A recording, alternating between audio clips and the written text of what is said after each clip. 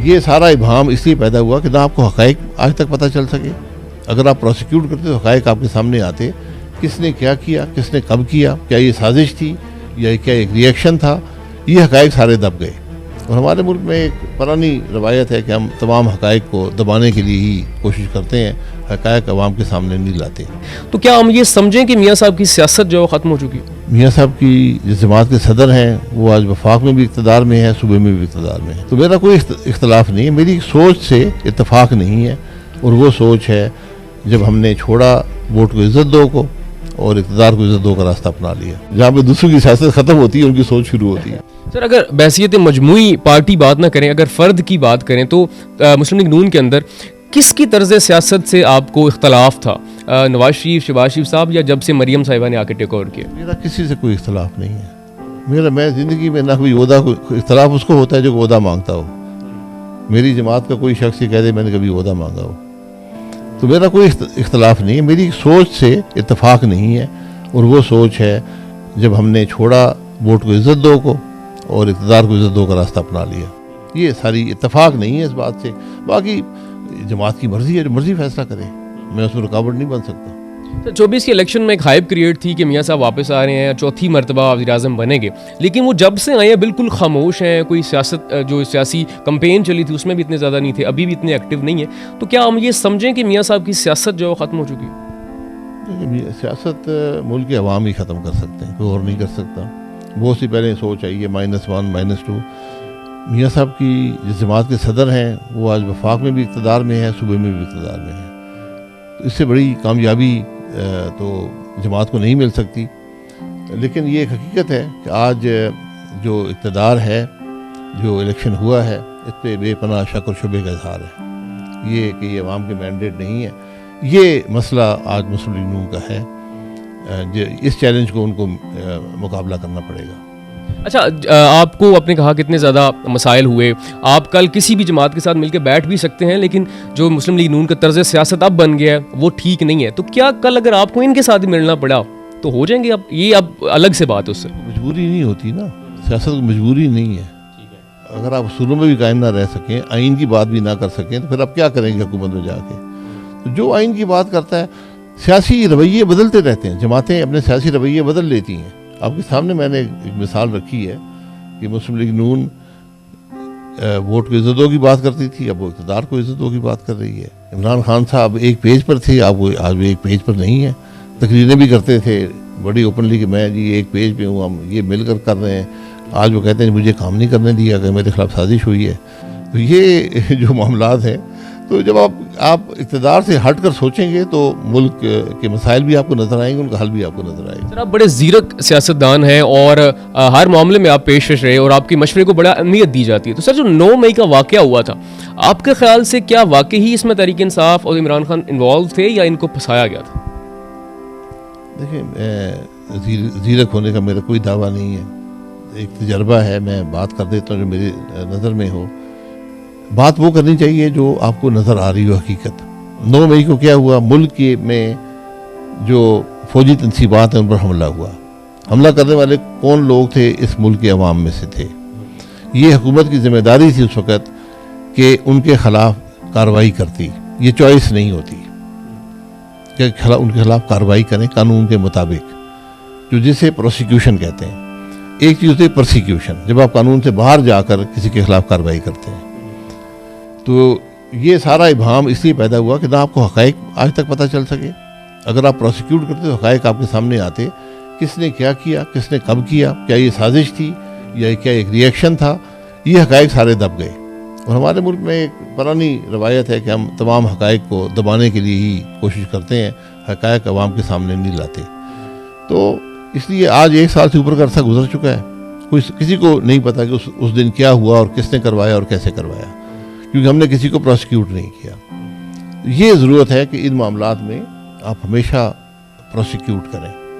कानून से बाहर जाकर अब जब काम करेंगे तो असल मसला भी दब जाता है, उसके हक़ाइक़ दब जाते हैं। सर आपने वकार की सियासत की है और आपको हमेशा, जैसे आपने एक ऐसी बात जिस पे आपकी इज़्ज़त नफ्स पे बात आई, आपने एक बहुत बड़ी जमात छोड़ दी, तो जो इमरान खान के ख़िलाफ़ इद्दत वाला मामला चल रहा है और घड़ी वाला मामला चल रहा है, तो आपको लगता है कि ये मामले बड़े बड़े सियासी जमातों या लीडर्स को ज़ेब देते हैं इस पर बात करना, या ये किसी के ख़िलाफ़ इंतकाम के तौर पर इस्तेमाल करना? देखिए, मैं ये जो बात है कि आप मेरी क्या सोच है, मेरी एक असूल की बात है, मेरी इज़्ज़त नफ्स की बात है। मेरे इज़्ज़त नफ्स की कोई हैसियत नहीं है मुल्क के मामलात में। मेरी सोच है, जो मामला मैं समझूंगा कि मुल्क के हक़ में नहीं है तो मैं उसका हिस्सा नहीं बन सकता। दूसरी बात, ये केस जो बनते हैं, मैंने पहले कहा था कि ये अदलिया का इम्तिहान होता है। अगर हुकूमत एक गलत केस बनाती है तो अदलिया इसीलिए मौजूद होती है कि वो उसको प्रोटेक्शन दे सके, आइनी और कानूनी प्रोटेक्शन दे सके। वो हमारे मुल्क में नहीं होता, यही बड़ी ख़राबी है। यही हम जिसकी बात कर रहे हैं। अगर एक हुकूमत ने गलत केस बना दिया, इद्दत का केस बना दिया, फलाना केस बना दिया, फलाना केस बना दिया, लंबी कहानियाँ हैं। तो ज़रूलाई पे भैंस चोरी का केस बना था, हम पे सैकड़ों अरब के केस बनाए गए। मैंने 19 साल नैब की अदालतों में गुजारे हैं। क्या वो सही थे? नैब जो करवाते थे इमरान खान साहब के वज़ीर, खुद कहते हैं जी ये तो सब जैली केस थे। तो आप क्या करते रहते हैं? लेकिन मसला ये है, मुझे उनसे नहीं है, ये तो उनकी सोच है जो इक़्तिदार में आते हैं। मसला ये है कि जो अदलिया है वो क्या कर रही है, ये असल मसला वहाँ पे, क्योंकि वहीं पे अगर आपको इंसाफ मिलेगा आइन के मुताबिक तो वो अदालतों में मिलेगा। जब अदालतें इंसाफ ना कर सकें, वो भी किसी के ताबे हो जाएं, फिर मामला नहीं चलता। अच्छा, आपके ख्याल से अदालत ने कब जो है वो इंसाफ नहीं किया? 2018 में जब नवाज शरीफ को 2018 के इलेक्शन से पहले निकाला गया, इमरान खान को सजाएं दी गई, ये कब इंसाफ ज़्यादा जो है आपको लगता है नहीं हुआ? ये बड़ा मुश्किल सवाल है। मुझे ये बताएं कि इंसाफ कब दिया है? वो आसान सवाल है। कभी नहीं दिया। माशाल्लाह। अच्छा मुझे ये बताइए, जो मौजूदा गवर्नमेंट है, जितने माशी चैलेंजेस, IMF का प्रेशर, मौजूदा बजट, इतने सारे मसाइल के साथ, क्या मौजूदा गवर्नमेंट 5 साल पूरे कर पाएगी? 5 साल हुकूमत तो शायद पूरे कर पाए, क्या मुल्क पूरे कर पाएगा? जो हुकूमत काम ना करती हो, जिसमें सलाहियत ना हो, जिसमें कोई अहलियत ना हो, जिसका मैंडेट मशकूक हो, उसका हर लम्हा मुल्क पे भारी है।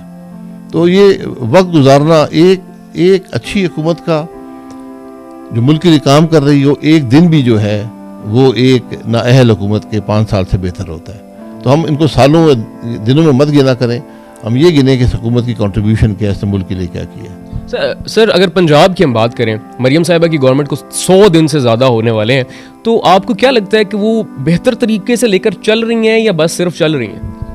देखिए, मैंने कहा ना, जब मैंडेट नहीं होगा तो फिर आप सिर्फ चलेंगे। जब आप बुनियादी तब्दीलियाँ नहीं करेंगे, रिफॉर्म्स नहीं करेंगे, तो ये मामला आगे नहीं बढ़ेगा। एक नाकाम निज़ाम को आप ज़्यादा अरसा नहीं चला सकते। सर आप उस्मान बुज़दार और मरियम साहिबा में अगर मुआवजना किया जाए, किसको बेहतर समझते हैं पंजाब के लिए? देखिए, ये मैं किसी को बेहतर या वो नहीं समझता, मैं तो उनको एक मेयार के मुताबिक देखता हूँ। बुज़दार साहब जो थे, वो पंजाब की तारीख की बदतरीन हुकूमत थी और करप्ट तरीन हुकूमत थी, इसमें कोई शुबा नहीं है। नाअहल तरीन हुकूमत थी, तो उससे तो मेरा ख्याल है मुकाबला नहीं करना चाहिए मौजूदा हुकूमत को। ये बेहतर है उनसे? उस मेयार, देखिए बेहतर मैंने बता दिया ना, बेहतर तो 5 साल बाद अवाम के पास जाएंगे तो वो बताएंगे ना। तो पंजाब के अंदर बुज़दार साहब की जो हुकूमत थी, जिसका उन्होंने खुद भी एतराफ़ किया है, वो आज आराम से घर बैठे हैं, अपनी ना हुकूमत को डिफेंड करते हैं ना जमात को डिफेंड करते हैं। सर फजलुर रहमान साहब हर जो है इलेक्शन हुआ, हर हुकूमत का हिस्सा रहे हैं, तो मुझे ये बताएं, इस दफ़ा तो वो भी कह रहे हैं कि करप्शन हुई और बड़ी बड़ी बातें कर रहे हैं, प्रेस कॉन्फ्रेंस तक कर दी, बड़े जज्बाती बयान दिए, तो आपको क्या लगता है अगले इलेक्शन में फजलुर रहमान साहब किस हुकूमत की तरफ देख रहे हैं या किस पलड़े में आपको नज़र आ रहे हैं? देखिए, ये उनकी अपनी सियासत है, उनकी अपनी सोच है। फजलुर रहमान साहब का तजर्बा है, एक छोटी जमात के सरबराह हैं, लेकिन उसके बावजूद उनकी बात का वज़न है, उसका असर है। तो फजलुर रहमान साहब अपनी सियासत करते हैं। मैंने हमेशा देखा है कि वो बड़ी खुलकर बात करते हैं, हुकूमतों के साथ भी रहे हैं, मुखालिफ भी रहे हैं, और उन्होंने हमेशा सियासत एक मेयार के साथ की है। और मेरा ज़ाती ये ख्याल है कि आज मुल्क में जो सियासतदान हैं, उनमें सबसे, आपने ज़ीरक का लफ्ज़ कहा था, तो ज़ीरक जो हैं वो फजलुर रहमान साहब ही हैं, सबसे ज़ीरक। जी बिल्कुल। अच्छा सर, आखिरी रैपिड फायर कुछ शख्सियात के नाम लूँगा, उन पे राय या उनको मशवरा जो है वो आपने देना है। हमने शख्सियात की बात मत करें, सर आपके साथियों, मैंने उन सब के साथ बात गुजारा है, तो मैं उनके बारे में कोई राय, जो मुखालिफ भी रहे हैं मैं उनके बारे में कोई सर मशवरा दें, राय नहीं। मशवरा दे दें बस सिर्फ। शहबाज शरीफ साहब के बारे में कोई राय या उन्हें क्या मशवरा देंगे? मैं उनके बारे में कोई मशवरा नहीं दूंगा, खामोश हैं, खामोश।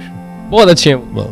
बस जो भी है वो जानते हैं अपने हालात को। अच्छा सर, मरियम नवाज साहिबा, कोई राय या कोई मशवरा? नहीं, मरियम नवाज मेरी छोटी बहन बेटी की जगह है, वो मेरी मशवरा उनको मशावरत में नहीं करता। अच्छा, इमरान खान साहब आपके सियासी हरीफ भी रहे, इस वक्त जो है वो पाबंद सलासल हैं, उनके बारे में कोई राय या कोई मशवरा? उनको यही मशवरा है कि अपने 3 साल 8 महीने की जो आपकी एक मौका दिया गया था, इस मुल्क के अवाम ने दिया या नहीं दिया, आपको मौका मिला मुल्क में काम करने का, उसको ज़रा रिव्यू करें, वहाँ से सबक हासिल करें।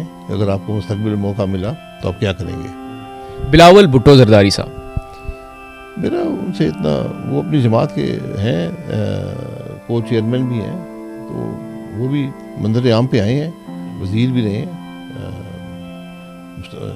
कम उम्र हैं, तो मेरा उनसे यही होगा कि असूल आइन की सियासत ये ज़रूरी है, और जमात की शोहरत ऐसी हो जिस पर उंगली ना उठा सके, ये भी बहुत ज़रूरी बात होती है। सर शेख रशीद साहब, मेरे बहुत अरसे से कोई वाकफियत नहीं है, 20 साल पहले। आपके साथ भी तो रहे हैं? जी साथ रहे हैं, हाँ, साथ रहे हैं।